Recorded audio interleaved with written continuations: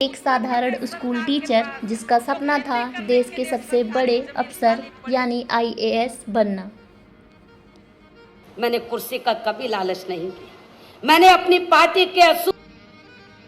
लेकिन एक रात उनके दरवाजे पर एक ऐसी दस्तक हुई जिसने न सिर्फ उनका सपना बदल दिया बल्कि उत्तर प्रदेश की सियासत का भूगोल ही बदल दिया। पिता का घर छोड़ना, समाज की बेड़ियां तोड़ना और मौत के मुंह से निकलकर 4 बार मुख्यमंत्री की कुर्सी तक पहुंचना, आखिर कैसे बनी एक लड़की आयरन लेडी। आज हम खोलेंगे मायावती के जीवन के वो पन्ने जो इतिहास की किताबों में। उनके जीवन की सबसे डरावनी घटना लखनऊ गेस्ट हाउस। लखनऊ के गेस्ट हाउस में सपा के सैकड़ों गुंडों ने उन पर जानलेवा हमला कर दिया था। मायावती ने खुद को एक कमरे में बंद कर लिया था।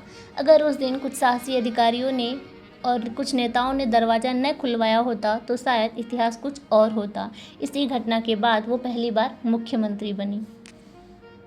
मुख्यमंत्री रहते हुए उन्होंने न केवल बड़े स्मारक बनवाए बल्कि शिक्षा के क्षेत्र में कई चुपचाप मदद की। बेटियों को साइकिल, सावित्रीबाई फुले बालिका शिक्षा मदद योजना के तहत उन्होंने 10 लाख गरीब स्कूली लड़कियों को साइकिल बांटी ताकि वो स्कूल जा सके। दिव्यांगों के लिए विश्वविद्यालय, उन्होंने लखनऊ में 2008 में डॉक्टर शकुंतला मिश्रा राष्ट्रीय पुनर्वास विश्वविद्यालय की स्थापना की जो विशेष रूप से दिव्यांग छात्रों के उच्च शिक्षा के लिए समर्पित है।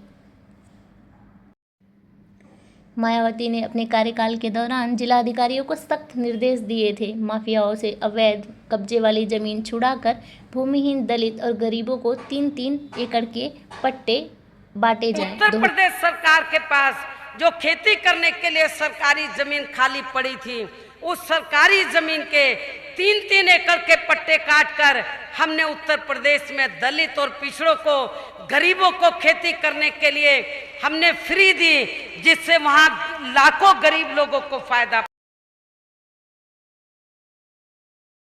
गेस्ट हाउस कांड के घाव। मैंने कुर्सी का कभी लालच नहीं किया।